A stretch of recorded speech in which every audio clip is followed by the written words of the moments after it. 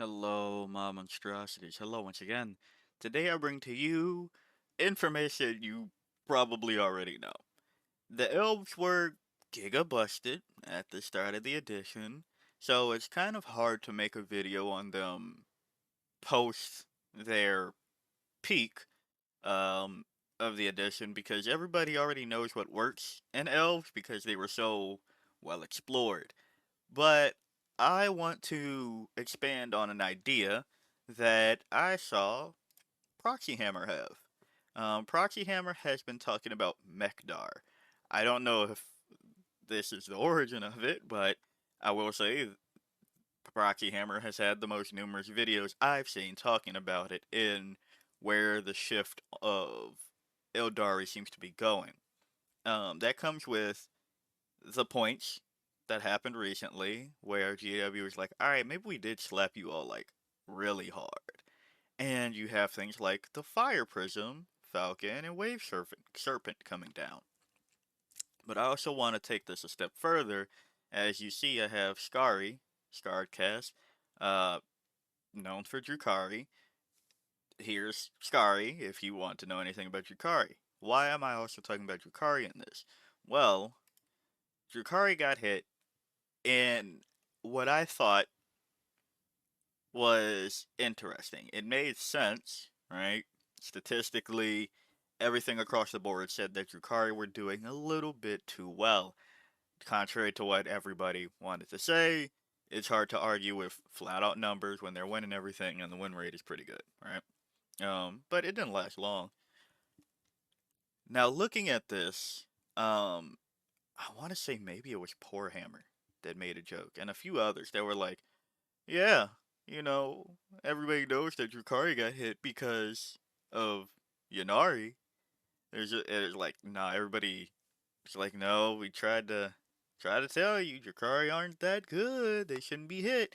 And then you look at the things that got hit on Drukhari, and I actually backtrack because I was laughing too. I'm like, no, we all know they tried to hit Drukhari because how did I performing? And then I'm like, holy shit, no.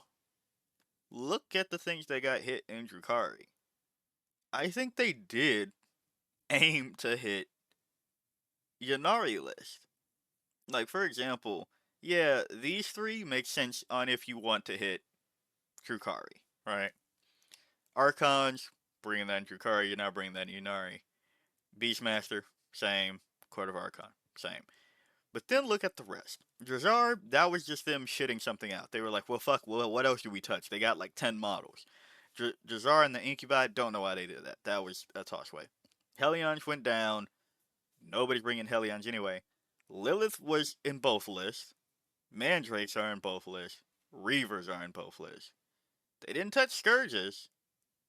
And they didn't touch the other thing that was really good in Drukhari. They didn't touch any of the vehicles. Like, none of the vehicles. Not the Flyers that they seem to hate this edition. They didn't touch the Venoms, the Raiders, the Ravager, nothing. They didn't touch any of the Sky Splinter Assault part of Sky Splinter Assault. They touched the things that were getting taken in both, with the exception of Archon and Beastmaster. And again, we're just acting like this doesn't exist because that's the most random shit ever. So yeah, I think GW really did go, well, they have to be really good because these models are in both lists, right? It's not like we should actually hit Drukhari. We should hit, like, Drukhari.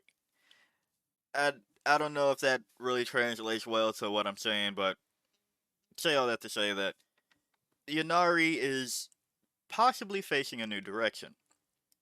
Because I was looking over here, and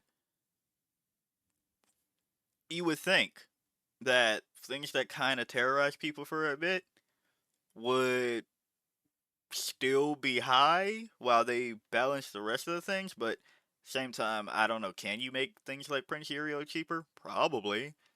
The Phoenix Lords, if you were aiming to make Eldar better without it being a Wraith Knight spam, Night Spinner spam, things like that, you would do the fun thing of making the Phoenix Lords, which are like a core part of the lore, cheaper, right? But instead, it seemed they gave the things that were adjacent to the things that were in Ynnari some type of boost, if you ask me. Now, Harlequins are probably the closest thing to the Drukhari allies, like looking through it. But then you have things like Shining Spears going down in place of Reavers. Same like with Warlock Skyrunner Conclave and the Warlock Conclave.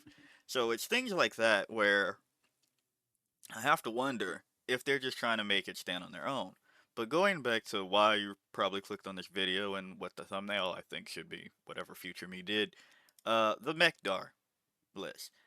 I think that you can take it a step further and make it Meknari, right? That's the other reason I have Skari up here, is because looking through all of this, there's been one fun idea that I've had that, again, is hard to tell people about when you know what works already. But if the land-based vehicles and land-based things in general and Eldar are good, and they keep becoming a problem one way or another, and the air-based things are good in Drukhari, I think you can possibly do a funny little split there. So I pulled this up just so you can remember that with Ynnari, 1,000 points of Drukhari if your warlord is your friend. So we have the Fire Prism. You know it, you love it, or hate it, right? The Fire Prism, Eldar, vehicle, 170 points. Sorry, is it? Yeah, this did update. Cool, just making sure. 170 points for Prism Cannon, Twin Shuriken Catapult, that can be replaced with Shuriken Cannon. Look at those profiles, and they have that funky little thing with linked fire. When selecting targets for this weapon, you can measure range and determine visibility from another friendly Fire Prism model that is visible to the bearer.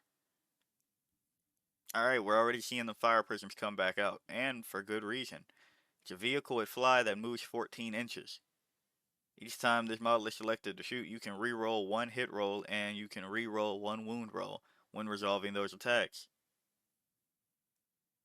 You have Eldar re-roll too, so like, we know Fire Prisms are good. I don't need to spend too much time on these things. Warwalkers. Another thing that is just interesting to see every time it comes out, because every time I'm like, well, it's not going to do much. And then if you shoot it, it's -1 to wound. And we're talking about T7, 3 up save, 4 up invuln, 6 wounds for 110 points with a pretty decent weapon loadout. Again, don't need to spend too much time. Wraithlord, this is one that I don't think is the most competitive, but I want to include this for fun as a, I guess, different Wraith Knight situation to get my point across. Wraith Lords, each time this model destroys an enemy unit, roll 1d6 and add it to your fate dice pool, displaying the result you just rolled. The other thing that I've noticed from the Ynnari list is that when you are running Ynnari, a lot of it comes down to having fights first, small infantry, and kind of stopping there. So what if you just won the fight phase by having things that are pretty decent? Now let's talk about the one that's probably more problematic and has gone down in points, the Wraith Knight.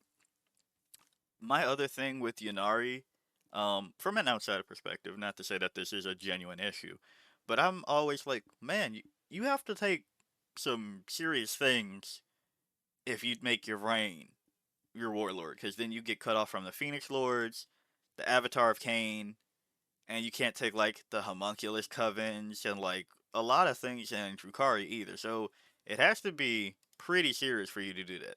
Yeah, can't take the Solitaire. You have to be in it, right? But that doesn't stop you from taking a Wraith Knight. That doesn't stop you from taking a Wraith Lord. And as the point of this video is, you can still take the vehicles that hit pretty hard that you do want to take. You also, going to the Drukhari side, can supplement that missing bulk. I guess I shouldn't say bulk, because it's not the same bulk of an Avatar of Cain, but giving your opponent targets that have the potential to deal pretty serious damage while you have to dedicate anti-tank to them is annoying. So you throw in some Void Raven bombers, you throw in a Razor Wing jet fighter, and the reason I cover this one is I know that I've covered it in a video before. To that point, Scary did a very long live stream that covered like all the Drukhari units in the index to talk about like where they can be applied and like if they're good or not. And I remember him saying in Razor Wing for the Razor Wing jet fighter that it is okay. It's not, bad or anything, but you can see it being an ally for Ynnari for the Eldar list. And to that point, that's why I want to put this again highlight like we know the Void Raven Palmer's good. The Razor Wing jet fighter hasn't had time to shine, but I think if you just take these while you're taking some of these, maybe a couple of these, you can see where we're going with this. You have a pretty decent loadout while probably still being able to fill your heart with whatever infantry you want it to still score points or maybe scrap it up, skirmish, things of the like. So those are the wing of the planes. Then the other thing about Ynnari is that it's like, wait, you have your Yvrain, the Vizark, the Incarn. You can still take the Incarn if the Wraith Knight isn't like your cup of tea. And since you don't have the Avatar of Cain, access to the Avatar of Cain, it's not the hardest thing to punch with the Incarn, but it's still respectable. Teleporting, having damage characteristic, yeah, you still have to worry about this thing with a 2 up, 4 up save. T10, 12 wounds, it's not something that can just be left unattended, and can cause problems while you're staging with Fire Prisms and Void Raven Bombers, right? Like, you throw the Incarn in there, you have a pretty mean list. And I want to wrap up on the infantry part. This is really quick. Scourges. You're still taking Scourges, probably still taking Mandrakes. Um, and for the Eldar side, you can still take things like Warp Spiders, who at the moment don't have don't don't have their Phoenix Lord. People are guessing that might come in the Eldar Codex this time around, but that's just a theory, so don't hold your breath saying that monster told you so. So things like that. You have still some options, and you can still bring the Harlequins that you might have wanted. You can still attach the troop, which was going on the Vizark in your brain anyway. You can attach, I shouldn't say attach, you can bring the Death Jester still and do funny things like Fate's Messenger that I keep hearing is kind of slept on, but also not slept on because people know about it. Fate's Messenger Death Jester. So you can still play the game with a lone up that goes pew at very interesting times. So yeah, I shouldn't say interesting times, but does more than people expect out of one Shrieker Cannon Death Jester. So yeah, a quick video just to, I don't know, add more fuel to Proxy Hammer's theory, I guess. Obviously, if you want to know from somebody that's dedicated to these factions, that's why I pull this up. Go check out Proxy Hammer. Go check out Scary. I don't know either of these individuals personally. It's just I like sharing the resources that I can find when obviously I'm not an expert on them myself. Or I'm not an expert on anything really, but you know what I mean. Like, if I don't know per se, firsthand, verbatim, yada yada yada, I might as well tell you where you can find that information to hear from somebody more knowledgeable on the topic than I. So yeah, quick one today that I just wanted to throw the idea of let the tanks play with the planes. Ba-dum dum. So yeah, if you like the video, like it. Got a comment for me, comment. And until next time, peace out, my monstrosities.